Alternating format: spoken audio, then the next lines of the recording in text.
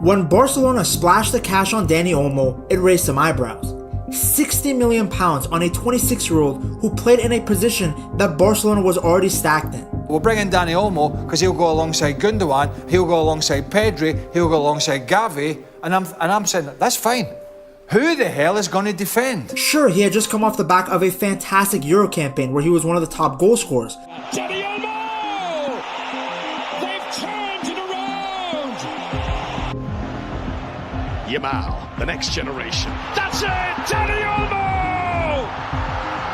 Spain strike! But before that, he was rarely ever spoken about. Barca was taking a gamble. Dani Olmo, if we were doing a top 100, he gets in midway somewhere. Spending pretty much most of their money on one player, and nobody knew if it would pay off. There's no point filling your side just full of these attacking players and saying this is where we're spending our money, this is what we're going to do, because that will plug the gap. It will not. So how exactly did Dani Olmo go from being one of the most questioned signings in the summer? It's bringing in another really good player, but it's not solving some of the issues that Barcelona had. To one of the best players at Barcelona. And Dani Olmo's had an impact. He's had an early season impact as we expected. He's looked really, really good. He's fitted in nicely. Olmo hit the ground running for Flick, slotting into that center attacking mid-role like he's been playing for the German manager for years. Despite the issues regarding his registration and eligibility, the Spaniard showed that he was worth all the headaches, as he scored in 3 consecutive games. Cuts it back for Dani Olmo! What a goal! Onto his right foot, and he does score, Dani Olmo! Gets goal side of David Lopez, and what a goal that is!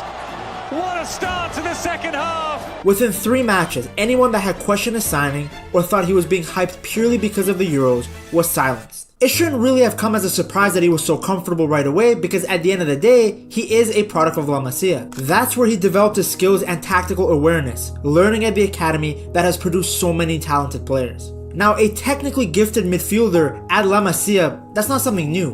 But what Olmo did next was unprecedented. In a surprising move at 16 years old, he transferred to Dinamo Zagreb in search of more first-team opportunities. La Masia talents leaving wasn't new. Fabregas had gone to Arsenal. But going to Croatia is something that was far more unconventional. But Olmo knew that he was taking the right step in his development. A club known for having great facilities for young players and giving the youth a chance at first-team football. Modric, Halilovic, Kovacic, Mandzukic all benefited greatly from their time at Zagreb. Olmo experienced the same thing. His talent flourished. He made 124 appearances, getting 34 goals and being one of the most important players for the squad, as Zagreb won 5 league titles and 3 Croatian Cups. He was given the Croatian Footballer of the Year award for 2018. With his time in Croatia being so successful, Olmo realized that he was ready for the next stage in his career. It was time for him to move to one of Europe's top 5 leagues, and what better place for continuing his development than RB Leipzig in the Bundesliga. Yet another club that is infamous for developing good players. He had done well at Zagreb, but now it was time to elevate his game even further, play against higher competition.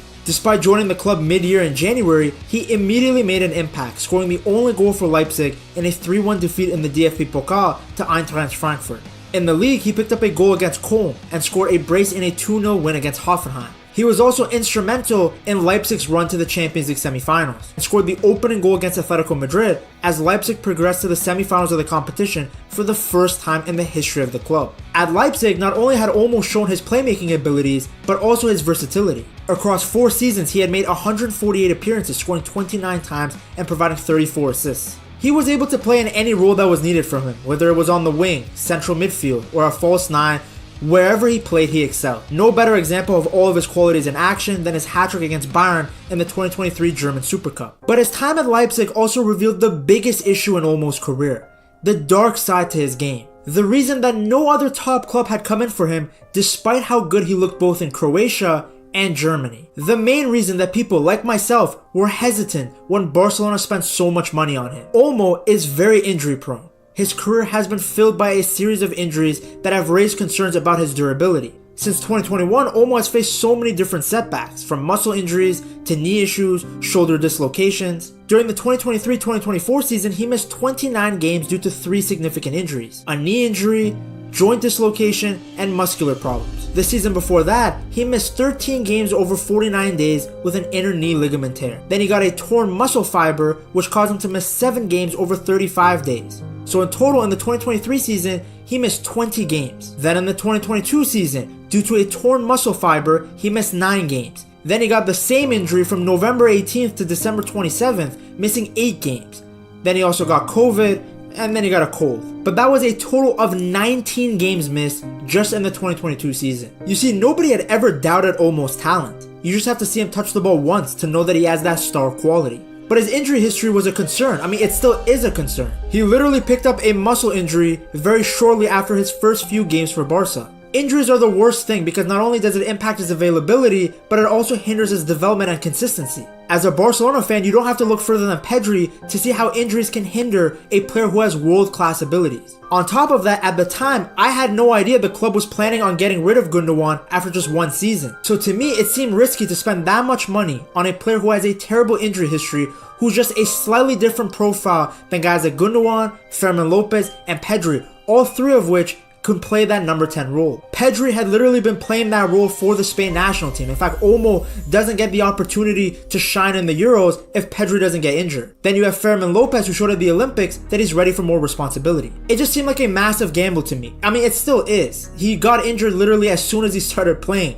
but because the team is playing so well and because there are so many players that can take up that position, it didn't really matter. But imagine if Barcelona were struggling and then the guy that Barca spent 60 mil for picked up a muscle injury just 3 games into the season. The hope is though, with how good the medical and coaching staff have been under Flick, there's confidence that maybe they can figure out something for Olmo, a way to manage his workload, some way to mitigate future injuries. Because when this guy is healthy, he is class. Anyone that didn't watch him in the Bundesliga was treated to a spectacle seeing him play in the 2024 Euros. 3 goals and 2 assists, Olmo showed both his abilities as a creator and a scorer. Pedri's injury ended up being a blessing in disguise for Spain, cause Olmo came on as a sub against Germany and just casually got an assist and scored as Spain beat the host 2-1. Then he scored the winner against France, sending Spain to the final. He might be injury prone, he might miss a ton of games, but on those high stake matches, he's just built for it. Cause keep in mind, he had also scored against Georgia in the round of 16 and had gotten an assist against Albania in the group stages. My favorite thing about Olmo is that everything he does is positive. As soon as he gets the ball, he's looking to go direct. He's looking to make something happen. It's a quality that I always saw in Messi. I see it now with Lamine Yamal. I actually see it a lot in Cole Palmer. Olmo has that exact quality. As soon as he receives the ball, he's on the half turn, his head is up, he wants to go forward. And I'm almost certain that directness is exactly what Flick saw in him that he loved. A player that is looking to get into the attacking third, looking to score, looking to create. Playing in that number 10 role in the 4-2-3-1 Flick is using, Olmo uses his exceptional vision and his technical ability to find and exploit the spaces between the defensive lines. He's great at finding those little pockets of space, and he's one of those guys that when he's dribbling, it looks like he's gliding. It's also awesome to finally have a Barca midfielder who isn't afraid to shoot from distance. Sometimes I hated that about Barca central midfielders. They always wanted to pass it in, sometimes just have a whack at it from the top of the box. Fabregas used to do that a lot, and honestly, Olmo reminds me a little of Fabregas, just with much weirder hair.